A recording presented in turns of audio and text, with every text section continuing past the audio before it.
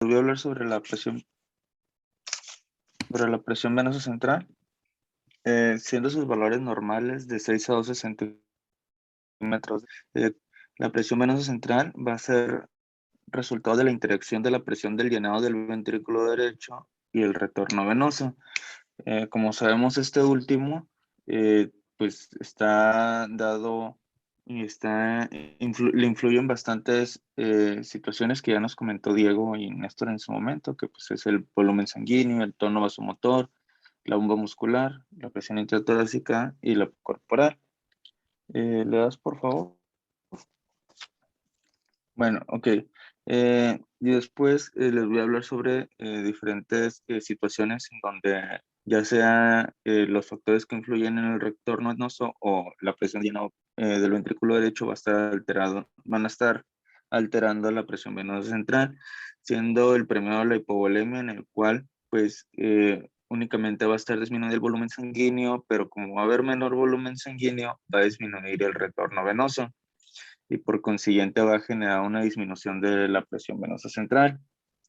A continuación, con respecto a la vasoconstricción periférica, únicamente va a ocurrir un aumento del tono vasomotor, pero va a promover el aumento del retorno venoso y por consiguiente un aumento de la presión venosa central. Eh, Esa vasoconstricción periférica pues la podemos ver en los casos de que ocurre una reacción adrenérgica en patologías como el infarto del miocardio, el choque cardiogénico o en el caso de que se administren aminas simpático-miméticas. ¿Le das, por favor?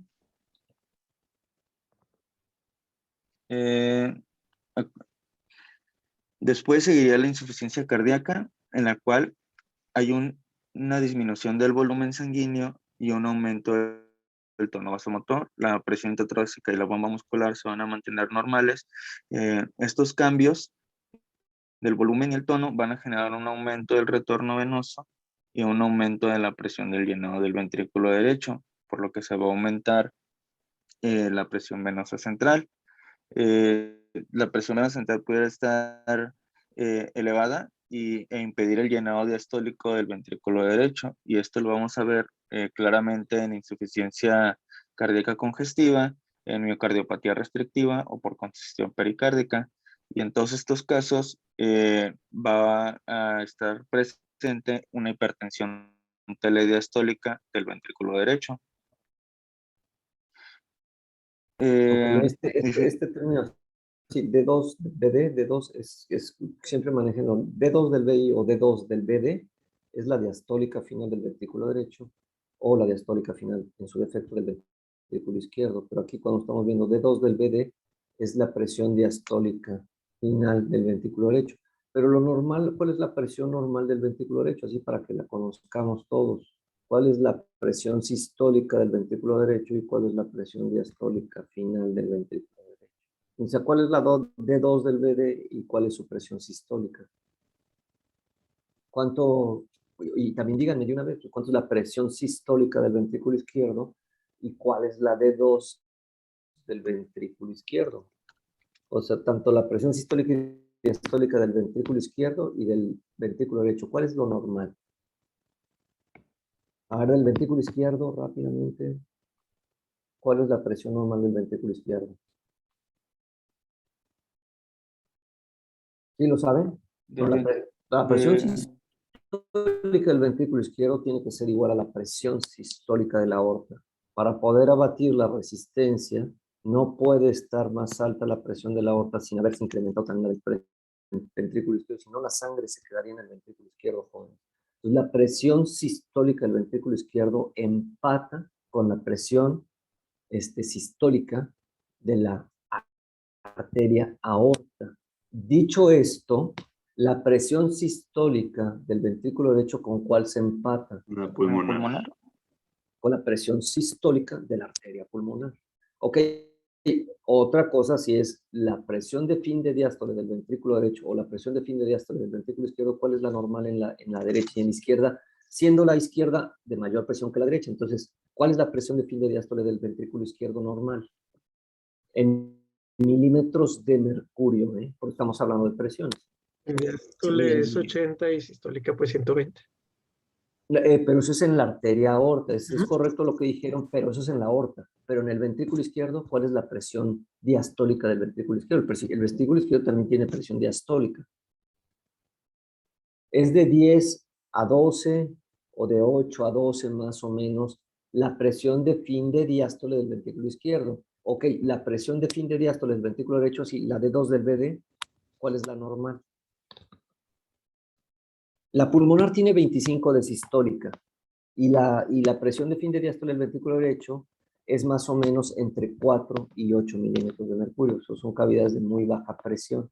¿Sí se entiende, chavos? Entonces, yo tengo que manejar estas presiones porque si no, no voy a entender la patología. Cuando hablamos de hipertensión arterial pulmonar, cuando hablamos de hipertensión arterial sistémica, cuando hablamos de falla ventricular izquierda, falla ventricular derecha, cuando hay que manejar volumen, cuando hay que mejorar la precarga, la poscarga, inotrópicos, vasodilatadores, cronotrópicos, etcétera, etcétera. Por eso estamos viendo un poquito de la fisiología normal. Y en contextos patológicos, ¿qué es lo que sucede en estas condiciones para nosotros poder aportar y ayudarle a ese corazón a mantener, ya saben, lo que necesitamos mantener: fracción de expulsión, gasto cardíaco, índice cardíaco, metabolismo basal de los órganos de choque? Ok, ¿qué más? Y pues ya finalmente el infarto del ventrículo derecho, que únicamente estaría aumentada el de 2BD. Y pues el libro mencionaba que era importante determinar la presión venosa central en los casos de infarto del ventrículo derecho para su diagnóstico, y si durante el curso del infarto existía una elevación, eh, había una alta posibilidad de insuficiencia del ventrículo derecho por extensión de la necrosis a su pared.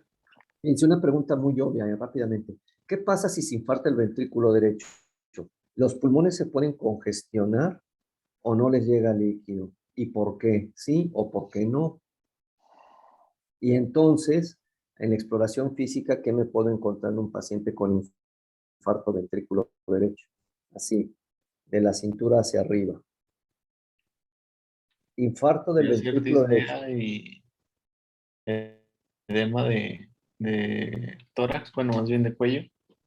Sí, ahí les va. Bueno, entonces, si se infarta el ventrículo derecho, pues simplemente no hay una función sistólica, pero está infartado el ventrículo. Se infartó, se tapó la arteria coronaria derecha y su ramo ventricular derecho, entonces infarta el ventrículo derecho y se muere. Se muere el ventrículo derecho, al menos eso es lo que traduce un infarto, es la necrosis del músculo cardíaco de la cavidad ventricular derecha. Entonces, no va a bombear sangre. Entonces, dice ahí que la presión de fin de diástole del ventrículo derecho se incrementa. Sí, por supuesto, pues está reteniendo volumen en el ventrículo derecho. No llega la sangre a los pulmones, jóvenes. La placa va a estar limpia. Y entonces estos pacientes los tenemos que manejar con volumen, pero el volumen no se lo podemos pasar por una vena periférica, se lo tengo que pasar con un catéter central, preferentemente un catéter de Swan-Ganz, que lleve el líquido que estoy pasando por delante del ventrículo derecho, o en su defecto casi directamente al ventrículo derecho. Entonces yo tengo que manejar a esos pacientes con volumen, porque le tengo que ayudar a que ese volumen pase hacia los pulmones y de ahí al ventrículo izquierdo. ¿Sí se entiende? Más o menos. Entonces, obviamente, si yo tengo este infarto, se va a aumentar la presión de fin de diástole del ventrículo derecho, entonces esa cavidad va a tener resistencia a su llenado. ¿Qué le sucede a las venas yugulares? Ingurgitan. Ingurgitan, voy a tener ingurgitación yugular grado 1, grado 2, grado 3, grado 4, y si luego, después de eso, si persiste esta situación, ¿qué va a suceder en el abdomen? Las venas se medusa o en riel. Ajá, ¿y qué va a suceder después de que haga eso? Ascitis. Ascitis. Y si ya tengo todo eso, después, ¿qué le va a pasar a las piernas, de los tobillos hacia arriba? Edema de miembros inferiores. Edema de miembros inferiores. Y esa es la falla cardíaca derecha, en este caso por un infarto del ventrículo derecho, insuficiencia cardíaca predominantemente derecha. Entonces vamos a ir entendiendo ya cada vez más en la patología cardiovascular que si yo hago un buen análisis de qué es lo que está sucediendo, voy a entender por qué el paciente tiene ingurgitación yugular, tiene red venosa colateral en el abdomen, tiene ascitis, tiene edema de miembros inferiores. Entonces digo, caray, debe estar pasando algo, que la precarga, el volumen se está quedando, no está pasando hacia el lado izquierdo, y entonces debe haber alguna patología derecha del corazón que esté condicionando esta falla cardíaca derecha. Bueno, chavos, yo creo que, ¿cuántas diapositivas nos faltan de falla cardíaca o, bueno, de fisiología? Ya terminamos con fisiología, doctor. Ok, si ya terminamos, entonces la clase que sigue, chavos, los veo que tengan un excelente día y nos vemos el próximo miércoles tempranito. Gracias, Doc. Gracias, doctor. Gracias a todos ustedes, hasta Bye. luego. Hasta luego. Gracias. Gracias. Bye bye.